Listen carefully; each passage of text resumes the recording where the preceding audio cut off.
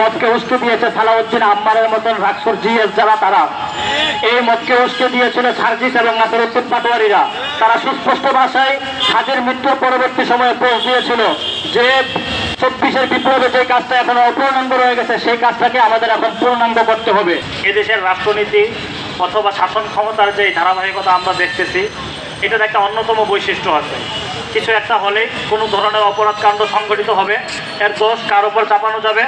আমাদের দেশের প্রশাসন বলেন, ক্ষমতার যে রাজনীতি অথবা পালাবদল দেখবেন, ক্ষমতার যে অপব্যবহার, তাদের যে হর্তাকর্তা আছে, এরা সবসময় একটা মূলনীতি, তারা সবসময় একটা মূলনীতির উপর থেকে থাকে। তারা বলতে চায় বা বোঝাতে চায় যারা দুর্বল আছে তাদের উপর দোষ চাপিয়ে দাও। আমি একটা ছোট্ট উদাহরণ দেই। দুদিন আগেও আমাদের 24 পরবর্তী সময়ে যখন আমরা দেখেছি শিবির এবং বিএনপির মধ্যে খুব বেশি বিরোধ চলতেছিল, তখন বিএনপির আমরা ছাত্রদলের দায়িত্বশীলদের মধ্য থেকে এমন আচরণ দেখেছি, তারা বলতেছিল যে শিবিরের উপর দোষ চাপিয়ে দাও। এর মানে শিবির তখনও পর্যন্ত দুর্বল ছিল। গত 1 বছরে শিবির অনেকটা এখন ইস্টাবলিশ। এখন শিবিরের উপর আর দোষ চাপানো যায় না, এখন দোষ চাপানো যায় নিরীহ তাওহীদপন্থী ইসলামী জনতার উপর, এবং এই মূলনীতির উপরই তারা ঠিকই আছে। যদি মদকে উস্কে দেওয়ার কারণে আতাউর রহমান বিক্রমপুরী অথবা আইনুল হক কাসেমীদেরকে গ্রেফতার করা হয়, তাহলে তো প্রশ্ন আসবেই এই মদকে উস্কে দিয়েছে সালাউদ্দিন আম্মারের মতন রাক্সর জিএস যারা, তারা এই মদকে উস্কে দিয়েছিল সার্জিস এবং নাসিরউদ্দিন পাটোয়ারিরা। তারা সুস্পষ্ট ভাষায় হাজির মৃত্যুর পরবর্তী সময়ে পোস্ট দিয়েছিল যে 24-এর বিপ্লবে যে কাজটা এখন অপূর্ণাঙ্গ রয়ে গেছে সেই কাজটাকে আমাদের এখন পূর্ণাঙ্গ করতে হবে। বিপ্লবকে পূর্ণাঙ্গ করার নাম করে তারা যে মদ উস্কে দিয়েছিল তাদেরকে কেন গ্রেফতার করা হয় না? কেন নিরীহ ইসলামপন্থী আতাউর রহমান বিক্রমপুরী এবং কেনই বা আইনুল হক কাসেমীদেরকে গ্রেফতার করা হচ্ছে এবং এখনো পর্যন্ত তাদেরকে ডিটেনশন আইনে আটক করে রাখা হয়েছে? তার কৈফিয়ত আমরা এই দেশের প্রশাসনের কাছে চাইব। আমি আরো একটা প্রসঙ্গ আপনাদের কাছে তুলে আনি। প্রথম আলো এবং ডেইলি স্টার সম্পর্কে ইসলামপন্থীদের উপর মবের দায় চাপানো হয়। প্রথম আলো গত 27শে ডিসেম্বর 2025 দুদিন আগে এই যে একটা প্রতিবেদন করেছে, যেখানে সুস্পষ্ট তারা বলছে কেরানীগঞ্জে বিস্ফোরণে উড়ে গেল মাদ্রাসার কক্ষ, বোমা তৈরির সরঞ্জাম উদ্ধার। একটা মাদ্রাসার কক্ষে বোমার বিস্ফোরণ ঘটেছে। প্রথম আলোর দাবি মাদ্রাসার কক্ষ পর্যন্ত উড়ে গেছে। আমি সেই প্রতিবেদনটা পুরোটাই পড়েছি। সেখানে বাড়িওয়ালির সাক্ষাৎকার পর্যন্ত নেওয়া হয়েছে।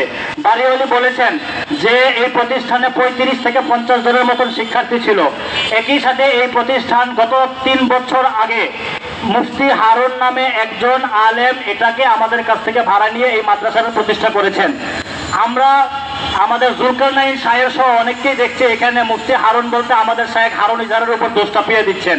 কোথাকার কোন হারুন একটা ভবন ভাড়া নিয়েছে সেটার দায়ভার শুধুমাত্র হারুনকে কেন্দ্র করে মুফতি হারুন ইজারের উপর দোষ চাপানো কোন ধরনের সাংবাদিকতা? নাকি এটা প্রকৃত অর্থে অপসাংবাদিকতা?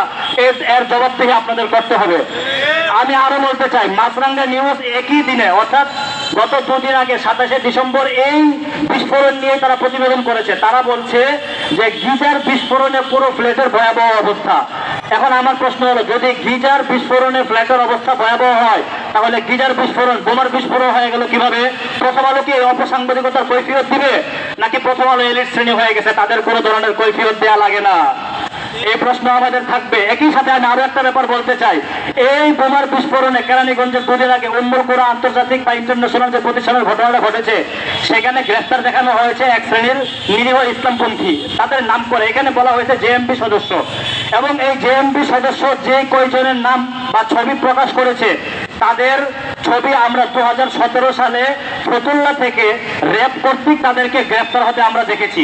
এখন প্রশ্ন হলো, 2017 সালে যে জেএমবি সদস্যরা বোমার বিস্ফোরণ ঘটিয়ে কোথাকার নারায়ণগঞ্জে হোক বা অন্য কোথায় হোক, তারা যেভাবে হোক তারা গ্রেফতারের শিকার হয়ে গেছে, সে একই আসামিরা 2025 সালে এসেও কিভাবে আসামি থেকে যায় এবং তারা 2025 সালে উম্মুল কোরা আন্তর্জাতিক মাদ্রাসায় হিফজ প্রতিষ্ঠানে তারা একইভাবে বোমার বিস্ফোরণ ঘটায়?